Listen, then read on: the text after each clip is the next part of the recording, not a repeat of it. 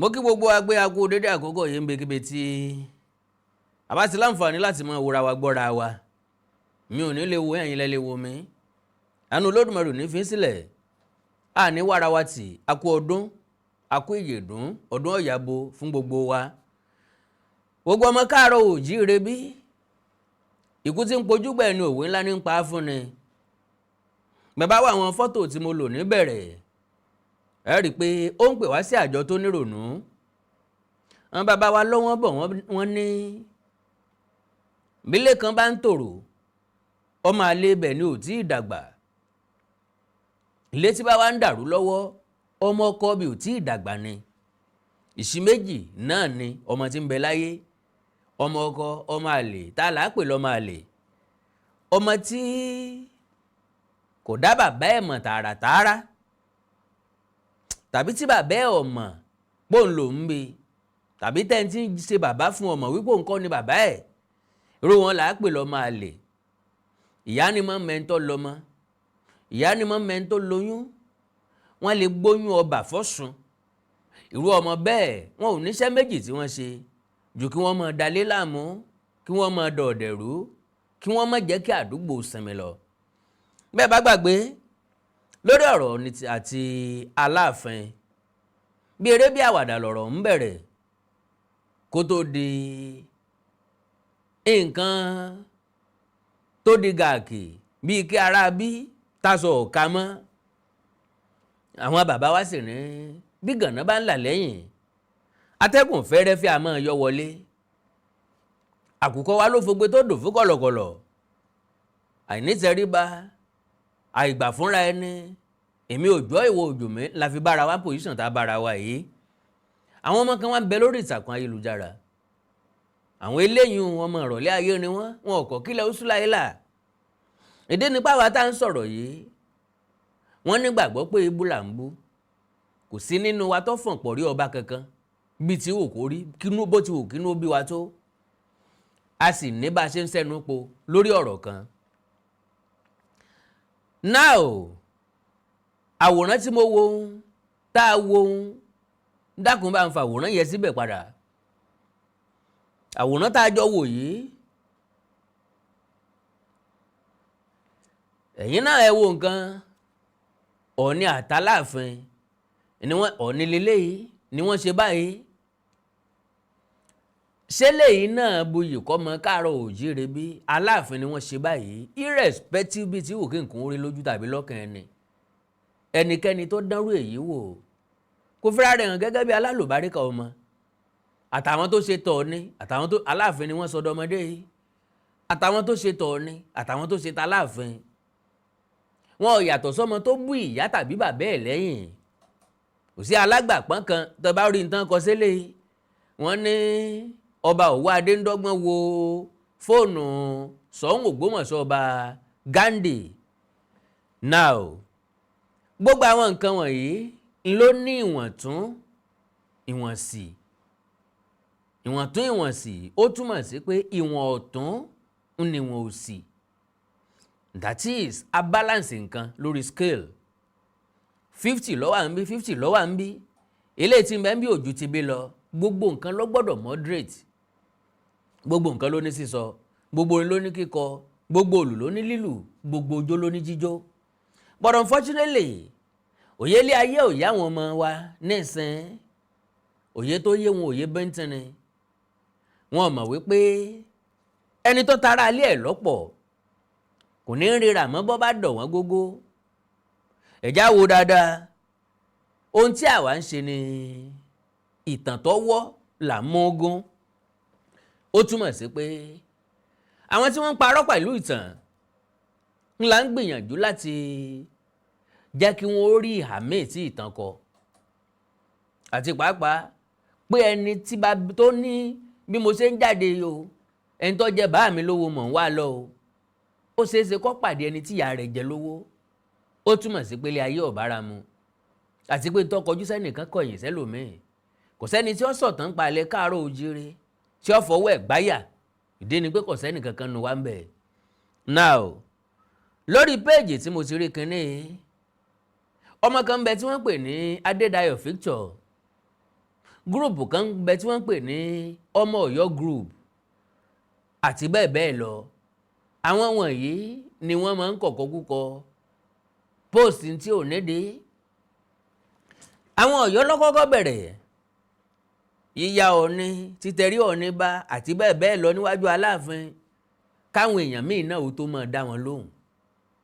Àwọn tí ń dá wọn lóhùn wọ́n ìsọ ọmọ Ilé-Ifẹ̀, ṣùgbọ́n ọmọlúàbí ọmọ káàárọ̀ òjíire tòótọ́ tí wọ́n nígbàgbọ́ wípé Ilé-Ifẹ̀ ní orírun àwọn, Ilé-Ifẹ̀ ní àmù àwọn, àkójọpọ̀ wọn ní ń dọmọ Ọ̀yọ́ lóhùn.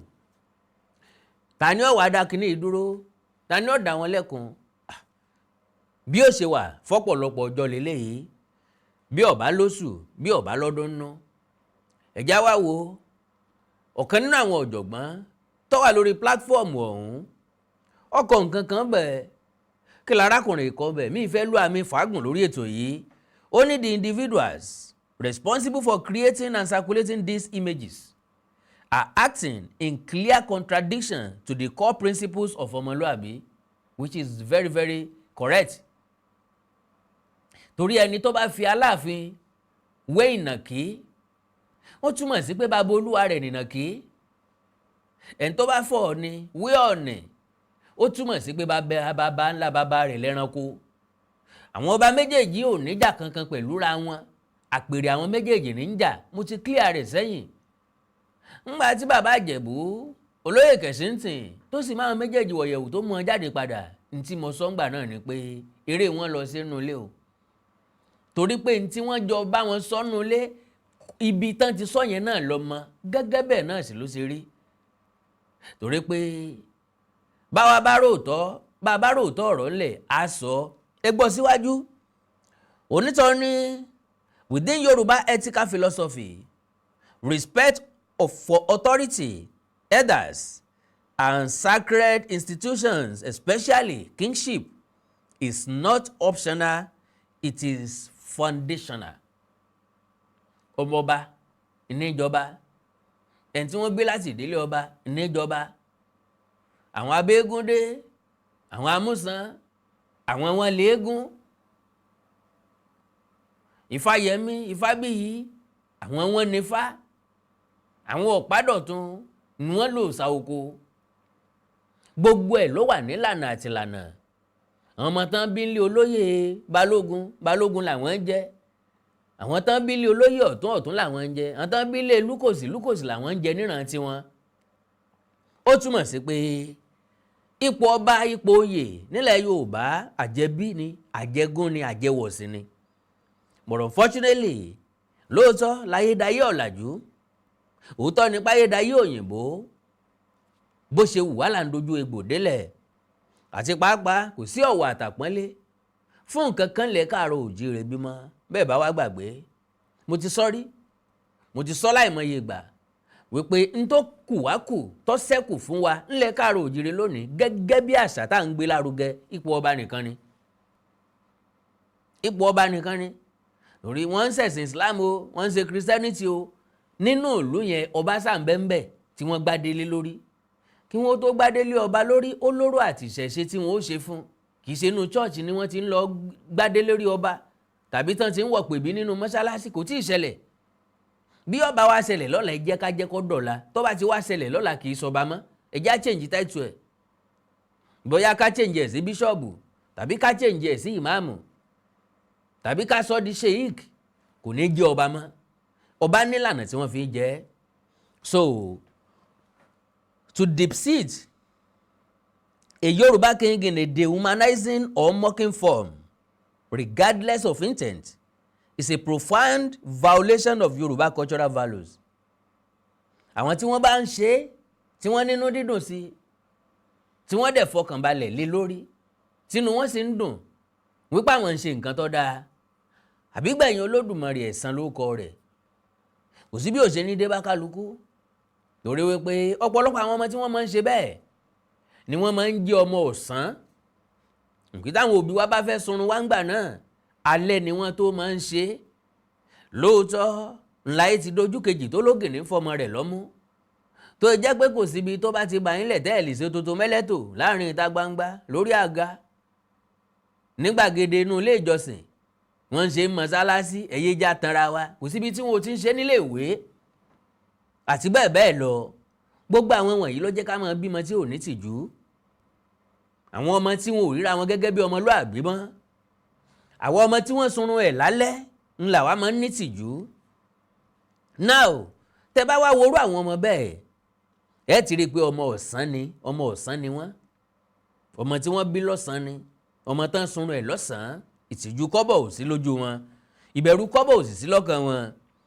So historically, even during periods of intense political rivalry or inter-kingdom conflict, Yoruba societies maintain strict symbolic respect for the institution of Ọba kingship.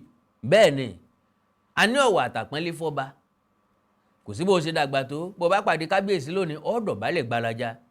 Kò sí bó ṣe lówó tó, tó ojú obìnrin tó bá pàdé ọba lónìí, ó kúnlẹ̀ orúnkọ ẹsẹ̀ méjèèjì. Ńbo la wá ń bọ̀rọ̀ lẹ̀ káàrọ̀ òjíire lọ.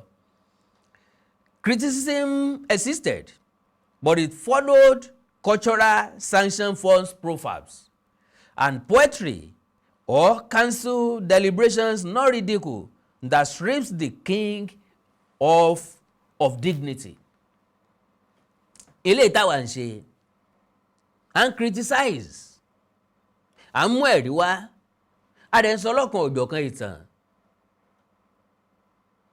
Ìyẹn wà positive. Now, kò dẹ̀ tàbùkù ọba kankan. Ọ̀dà o, báyìí lọ́yọ̀ ṣe rìn o, bí wọ́n kọ́ tẹ̀dó síre o, lẹ́yìn wọn tẹ̀dó bí o, lẹ́yìn wọn lọ bí o, ìrìn àjò tán rìn lọ síbi lélẹ̀. Ìtàn lélẹ́yìn. A lè criticize ọba.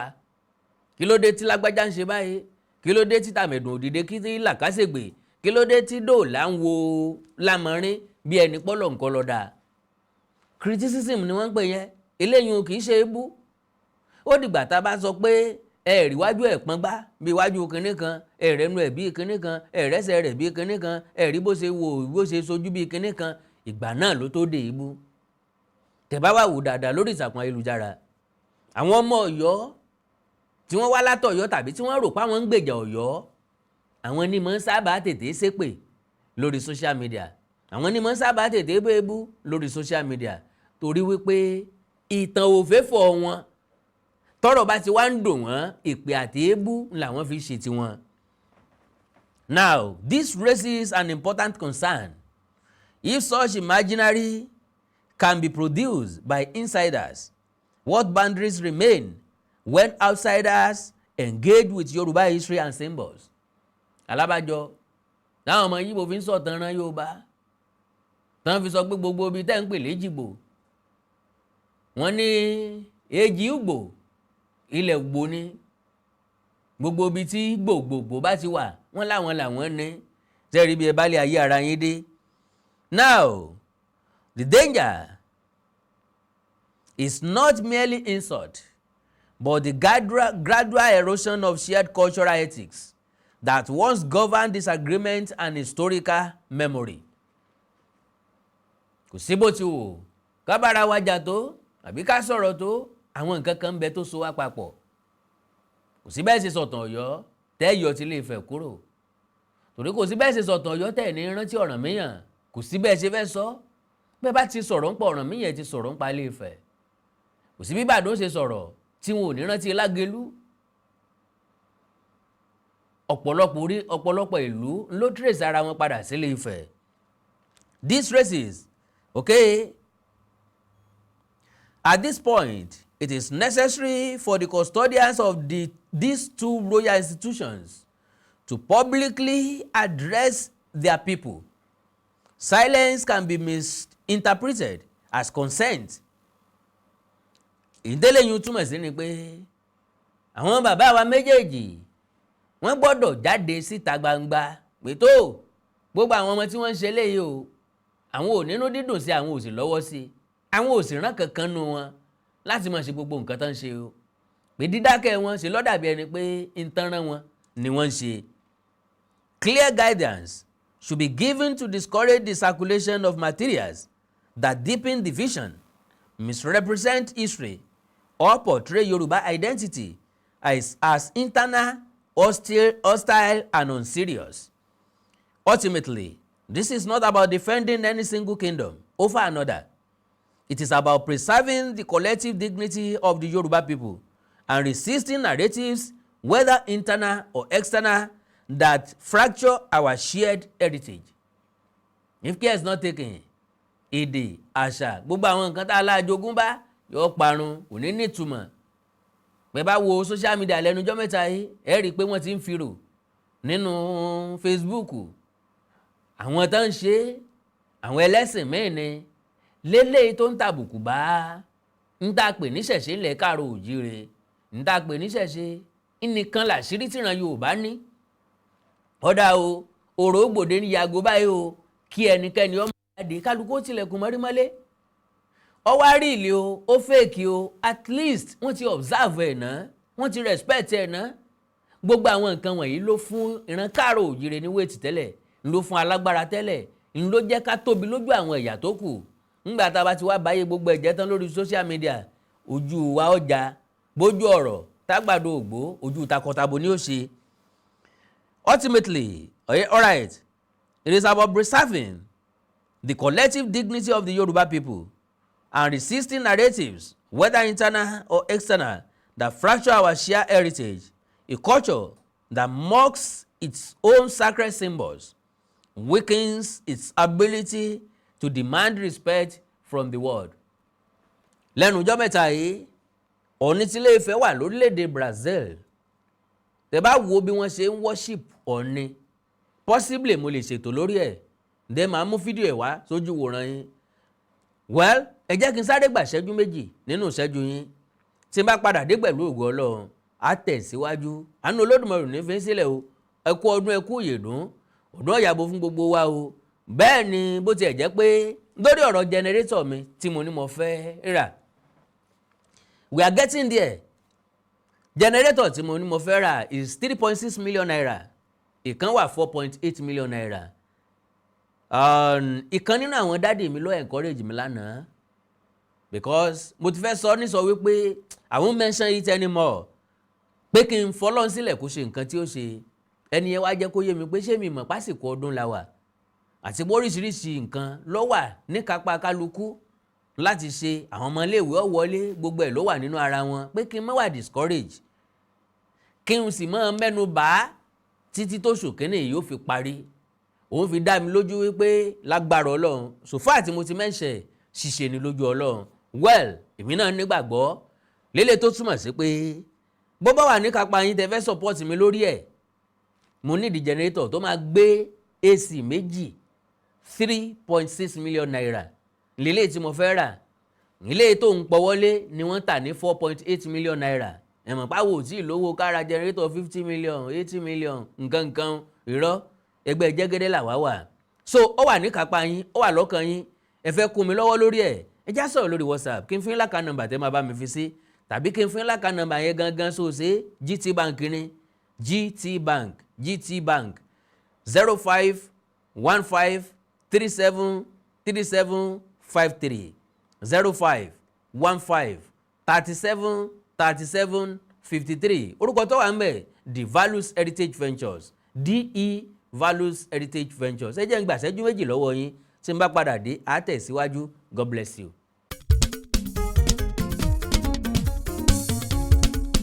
Ìrọ̀rùn ló bá dé, ẹ má wọlé sáré ká, ìrètí rẹ̀ mú tó mú wá, ẹ wá jàǹfààní. S&P Global ló kórè dé o. Mo kí gbogbo ọmọ Nàìjíríà jákèjádò àgbáyé a kú pọ̀pọ̀ sísìn ọdún. S&P Global ló ní ẹ wá jìfà ọdún. Ilé tí wọ́n gbé kalẹ̀ làwọn èèyàn ń jàǹfààní ẹ̀ lọ́wọ́. 3 bedroom bungalow ní pẹ̀lú BQ ní Mòwe Town ńlọ́wà, no hidden charges. Kì í ṣe pé bọ́yá ẹ̀ sanwó tán rìn sí, wọ́n máa sọ wípé okòwò gbá o, okòwò àwo, àtòwò òkòkò bàbá sásùn. 55 million naira péré ní unit kan, 55 million naira. Ẹ lè rà fún ilé gbígbé, ẹ lè rà káwọn ẹbí yín ọmọ gbénú ẹ̀, ẹ lè rà gẹ́gẹ́ bí investment, kẹ́ẹ̀fì di owó mọ́lẹ̀. Okòwò tó pé tó real estate kò wọ́pọ̀ o. S&P Properties ńlọ ní Bluestone Estate, hot cake ní lọ́wọ́ yìí ẹni tó bá yára nìyọ́ jàǹfààní ẹ̀. Àyíká ìfọ̀kànbalẹ̀ ní àǹfààní pọ̀ rẹpẹtẹ, good road network, drainage, 24/7 security network, 24/7 electricity. Ẹ̀yin olólùfẹ́ wa lókè òkun àti káàkiri àgbáyé, ẹbí ti gbowó, ará ti gbowó, ọ̀rẹ́ àtìyàwó ti gbà.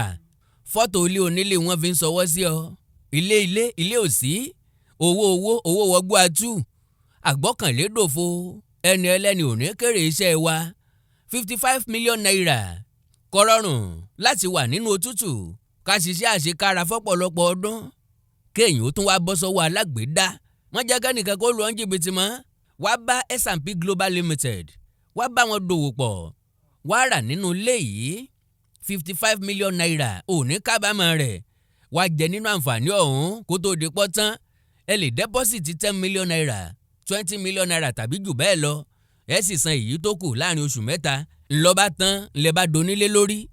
Lójú ẹsẹ̀ lẹ bá di láńlọ́ọ̀dù. Nọ́mbà àwọn yìí ni ẹ máa pèsè fún àlàyé kíkún lórí ẹ̀.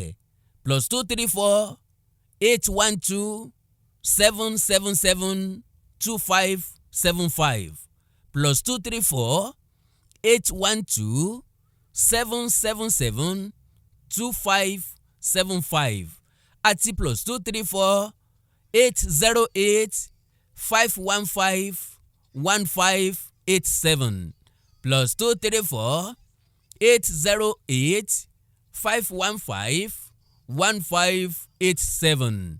A kì í rẹ̀fọ̀n ta lẹ́ẹ̀mejì. S&P Global Limited ńlọkọ̀rẹ́ dé. Wọ́n ní ẹ wá fi ọwọ́ méjèèjì kó èrè mọ́ra. Mo tètè dé mọ́ ráyọ̀. Ẹ pẹ́ lẹ́yìn àánú ṣe yín. Kí gbogbo etí tó ń gbọ́ wa nílé, mo sì kí gbogbo ojú tó ń wò wá nílé pé ojú tẹ fi ń wò wá ò ní fọ́, etí tẹ sì fi ń gbọ́ wa ò ní di. Orúkọ tèmi ni Godwin tí gbogbo ẹ̀yin èèyàn mọ̀ sí Ìyá Ìjẹ̀bú. Gẹ́gẹ́ bí ẹ ṣe mọ̀ ní ìṣe wa wípé ìlera yín òun ló jẹ wá lógún. A tún ti dé bí a ṣe ń dé o. Gbogbo ẹ̀yin tí ẹ ní ìṣòro tó jẹ́ pé ọkùnrin tó dàbí obìnrin nínú ilé, ọkùnrin tí ò lè ṣojúṣe ẹ̀ pẹ̀lú ìyàwó ẹ̀, ẹ kàn sí iléeṣẹ́ Godwin. Ẹ̀yin tó jẹ́ pé pépà lẹ máa ń kà lálẹ́, ẹ má ka pépà bò, ẹ kàn sí wa. A ní pákéjì oríṣiríṣi fún yín. A ní 3-in-1, a ní 2-in-1 fẹ́yìn ọkùnrin tó lè jẹ́ kẹ́ tó máa jẹ́ kẹ́ ṣe bó ṣe yẹ kẹ́ ṣe. Bákan náà ni ìṣòro tí a ń pè ní arthritis. Arthritis yìí ó ń ṣọkùnrin ó ń ṣobìnrin. Orúnkún ríro, ìbàdí ríro, ọrùn ẹsẹ̀ ríro. Ẹlòmíì ó lè jẹ́ osteoarthritis lónìí, ẹlòmíì rheumatoid arthritis, ẹlòmíì ìdẹ̀rẹ̀ kò ní lè bẹ̀rẹ̀ mú nǹkan lẹ̀, ẹlòmíì ò lè bẹ̀rẹ̀ kírun. Ó ṣeé ṣe kó jẹ́ sciatica ni, ó ṣeé ṣe kó jẹ́ lumbar spondylosis ni, ẹlòmíì ìdẹ̀rẹ̀ arthritis ni. Tó bá ti di pé ìbàdí ń ro ẹ́ ò lè bẹ̀rẹ̀, ẹlòmíì orúnkún ríro, ẹlòmíì ẹsẹ̀ á máa gbóná, ẹlòmíì àpapọ̀ rẹ̀ á máa gbóná, ẹlòmíì ẹsẹ̀ á máa gbọ̀n, ẹlòmíì ara á máa tá, orí á máa tá, àpapọ̀ ara á máa tá. Ẹ kàn sí iléeṣẹ́ Godwin Ìyá Ìjẹ̀bú. Ẹlòmíì ò lè fóòjì ọwọ́ ẹ̀ báyìí, gbogbo ọwọ́ á máa ró. Gbogbo ẹ̀yin tẹ́ tí ń lò náà ẹ máa jẹ́rìí sí. Ẹ kàn sí iléeṣẹ́ Godwin Ìyá Ìjẹ̀bú. Bákan náà ni àwọn èèyàn tó ń tọ̀ ìtọ̀ àtọ̀jù. Ìtọ̀ àtọ̀jù yìí ó ṣeé ṣe kó jẹ́ pé prostate enlargement ni. Fún ẹ̀yin ọkùnrin tẹ́ ti lé lọ́mọ 40 ọdún tẹ́ bá ní prostate enlargement, ẹ lè máa tọ̀ léraléra. Ẹlòmíì ò ní rí tọ̀tọ̀ rárá.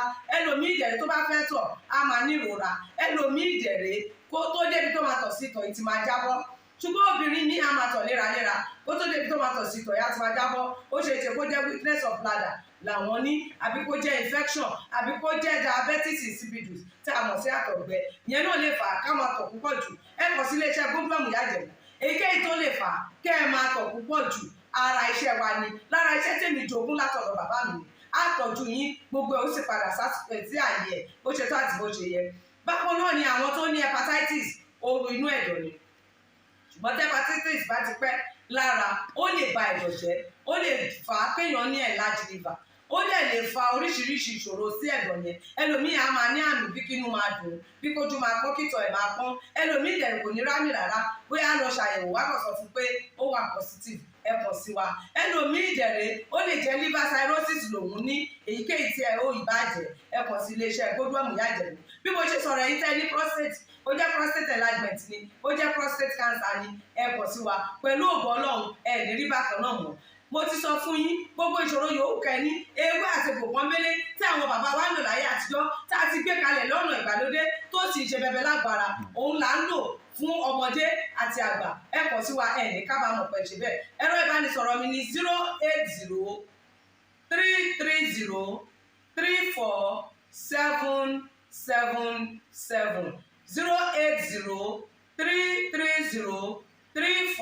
08033034777. ẹ bá wà lamẹ́ríkà kẹ́ ẹ wà ní Spain kẹ́ ẹ wà ní UK ibikíbi tẹ́ ẹ bá wà ó jẹ́ Canada ni ó lè jẹ́ Port Harcourt ni ó jẹ́ Abuja ni ibikíbi tẹ́ ẹ bá wà ẹ kọ̀ sí iléeṣẹ́ Godwin Ìyá Ìjẹ̀bú.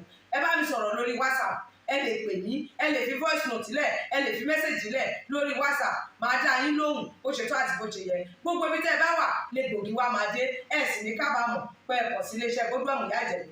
ẹlòmíì apákan ara ẹ̀ á máa kú, kí ló fà tápákan ara fi ń kú? ẹ kọ̀ sí wa ẹ máa mọ̀. ẹlòmíì ọrùn àdédé máa steve, ẹlòmíì àyà ló máa dùn, ẹlòmíì ẹ̀gbẹ́ ló máa dùn, ẹlòmíì á máa wúkọ́, ó lè wúkọ́ kókó ti wà lẹ́nu ẹ̀ tipẹ́tipẹ́ tí ò sì ní lọ. ẹlòmíì Jèrè ó máa ní ìṣòro àti breathe in oxygen, breathe out carbon dioxide. àwa máa ní ìṣòro, a máa ní kàtà gbogbo ìgbà. kí ló ń fà? ó ṣeéṣe kó jẹ́ asthma ni, ó ṣeéṣe kó jẹ́ bronchitis, ó lè ṣeéṣe kó jẹ́ pneumonia cough ìwọ ní. tó bá ti kàn sí wa, èyí tó bá jẹ́ nú ẹ̀ ló máa dìtámì irú egbògi tá a lè kẹ́ra láti lè ṣe wa. ẹ ṣe mọ̀, mo ti sọ fún yín o, ẹ̀rọ ìbánisọ̀rọ̀ wa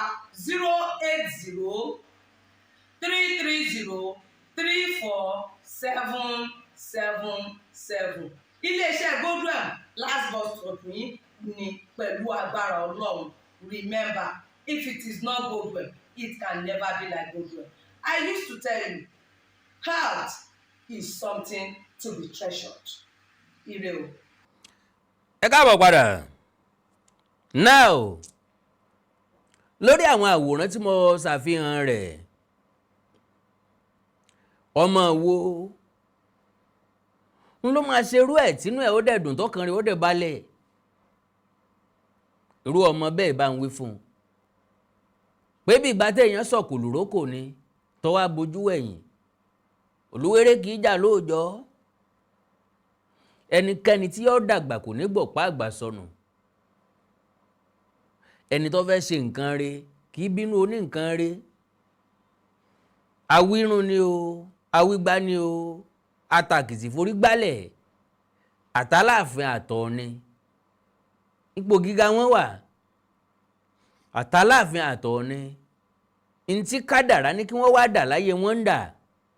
àtọ̀ọ̀ni àtàláàfin ibi àyànmọ́ tò wọ́n sí, wọ́n ti débẹ̀. So from my own side, àwọn nǹkan tẹ́mi ń ṣe kò wà malicious, fact and figure, and again ìsọ̀rọ̀ ní gbèsè ní tọ̀dọ̀ mi, ìsúnkúnsí ní gbètè gangan. ntí wọ́n bá sọ ni mò ń rí àtìlé lórí. ó túmọ̀ sí pé bẹ́ẹ̀ni tí ń sọ̀rọ̀ bá sọ̀rọ̀ mọ́ kò sí tí mo fẹ́ rí àti sí. báwọn tí ń bẹ lọ́yọ̀ọ́ bá sọ nǹkan kan mọ́, a jẹ́ pé àròní ti wá lẹ́nu oní kò ìsinmi ogun lílọ. kò sí bí wọ́n ṣe sọ tá à ní fún ẹ lésì. mo kí gbogbo ọmọ káàárọ̀ oòjíire bí o. ọ̀rọ̀ tá a wí dákun bá gbé picture yẹn sí again. ọ̀rọ̀ tá a wí àwòrán táwọn èèyàn wọ̀nyí ṣe ó kù púpọ̀ káàtó. ẹ wo bọ́n ṣe sọ àwọn ọba aládé wa dà. àgbà ọba méjì, olórí aládé gbogbo, Ọ̀ọ̀ni tilé Ifẹ̀, Jẹ̀gbẹ̀nẹ̀bí àti Àkún. nǹkan pé ń Jẹ̀gbẹ̀nẹ̀bí àti Àkún náà rèé. Àkún ni bàbá wà sọ́rùn yìí, Jẹ̀gbẹ̀nẹ̀bí àti Àkún. ẹ wo ohun tí wọ́n sọ Aláàfin Ọ̀wọ́ Adédà ẹlẹ́wù ẹ̀tù, aboko létí akínmọ̀ọ́rìn, aboko létí abojú pa. ẹ wo ohun tí wọ́n sọ Aláàfin Ọ̀wọ́ Adédà. sẹ́yìn ọmọ wọn yìí sì fẹ́ dàgbà. ọ̀dà o, Ọlọ́run ó ṣe kálukú dáadáa. àkàndá ọ̀rọ̀ Awíkonko, àjáwó àrọ̀ Awíkonko aṣọ lójú ọlọ́rọ̀. bá a wí tòní tọ̀la kẹ́ni mọ́ ní òní torí ẹ̀kọ́ jáwọ́. ìjọba ṣòfin kọ̀rànkà, kò sẹ́ni tí ó ṣòfin ìwà búburú, kò sẹ́ni tí ó ṣòfin àjẹ́. n ó kìdọ̀ ọ̀rọ̀ mi bàkọ̀, máa tún fa ayọ̀ ńgbàkúgbà. ẹ mọ́ gbàgbé o, ọdún tá a wà yìí ọdún ìṣerere wa ni o, ọdún ìdàgbàsókè, ọdún ìlọsíwájú. ẹ já gbìyànjú láti wá ìrẹ́pọ̀ ilẹ̀ káàárọ̀ oòjíire. àwọn òpìtànkìtàn, ààrẹ òpùrọ́, ọ̀wàlà lamẹ́ríkà ọ̀yọ́ lẹ́gẹ́ ajíṣe bíi ìkànnì àgọ̀ adédayọ̀ Victor ọmọ ọ̀yọ́ group bẹ́ẹ̀ bá ti lè parọ́wà fún wọn pé kí wọ́n sinmi kẹ́nikẹ́ni ọmọ wá sí DM mi pé kí n change topic kẹ́nikẹ́ni ọmọ wá sí DM mi wípé kí n fi ọ̀yọ́ lẹ̀ ìjọ́kíjọ́ tán bá sinmi látọ̀yọ́ ọjọ́ náà ni wọ́n kéde ọ̀rọ̀ mi bàkọ̀ títí ìgbà náà ẹjẹ́ àjọ máa jẹ gbádùn ara wa ẹ like follow page mi lórí Facebook Awikonko TV ẹ subscribe sí YouTube channel mi Awikonko TV ẹ ní nǹkan pàtàkì tẹ́ ẹ fẹ́ kájọ sọ ẹ̀já sọ eléyìí lórí WhatsApp àbẹ́ ẹ fẹ́ ká bá ń polówó ọjà ká fi tiwa gbé tiyín lárugẹ ẹjá sọ̀rọ̀ lórí WhatsApp +234 904 851 9362 ẹ̀yin tẹ́ fẹ́ bá mi dá sí ti generator mi náà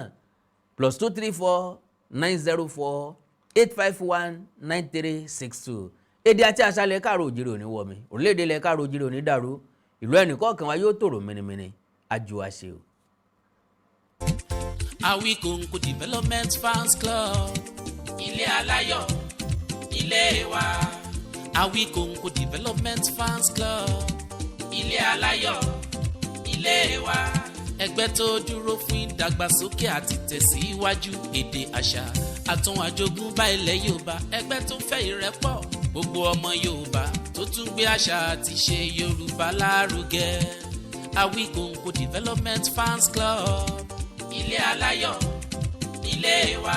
Awikonko Development Fans Club Worldwide. Ẹgbẹ́ tí kò rọ̀gbọ̀kú lé ìjọba. Ẹgbẹ́ tó dúró fún ìdàgbàsókè àti ìtẹ̀síwájú èdè, àṣà àtún àjogúnbá ilẹ̀ Yorùbá. Pẹ̀lú àtìlẹ́yìn gbajúgbajà pèdèpèdè ni. Àkàndá ọ̀rọ̀ Awikonko. Ẹgbẹ́ tó ń fẹ́ ìrẹ́pọ̀ gbogbo ọmọ Yorùbá. Ẹgbẹ́ tó ń gbé àṣà àti ṣe Yorùbá lárugẹ. Ẹgbẹ́ tó dúró láti ṣàtìlẹ́yìn tó gbọ̀ngbọ́n fún àkàndá ọ̀rọ̀ Awikonko àti àwọn ètò rẹ̀ káàkiri àgbáyé. Àǹfààní wà láti darapọ̀ mọ́ wa. Ẹ bá wa sọ̀rọ̀ lórí WhatsApp nìkan. Ẹ lè pè wá, ẹ lè send text message tàbí voice note pẹ̀lú àwọn nọ́mbà wọ̀nyí +234 8053270136 tàbí ààrẹ ẹgbẹ́ Adéolú Adékọ́lá lórí +17048912729. Awikonko Development Fans Club Worldwide. Ilé aláyọ̀ nílé wa.